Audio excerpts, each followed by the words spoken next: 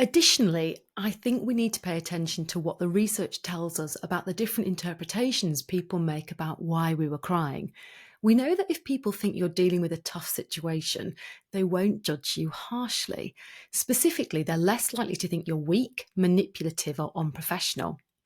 I sometimes talk to coachees about how the human brain likes to fill in the blanks, and if people don't have a full story about you, they can make up their own narrative.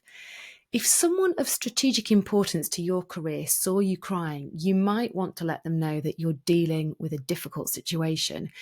You can choose how much you reveal and whether it's an email, a call, or in person. I think it's also wise to prepare for any questions the person might ask and to avoid having this conversation in person if you think it might lead to more tears. On a related note, I recall reading research many years ago about how self disclosure breeds liking. The gist of the research is that if I disclose something personal to you, you're more likely to disclose something personal to me. And that act of disclosing to me increases your liking of me. The researchers put that down to our brains making up a story along the lines of, oh, I just disclosed something personal to Jessica in a way I haven't done before. I must like her.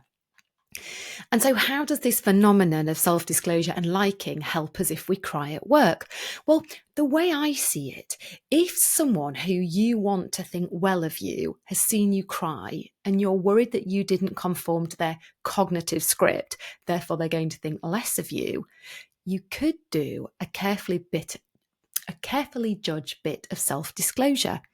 Telling them a bit about the challenging work or home situation could start to build or to deepen your relationship with them and mitigate against any negative impacts of your crying.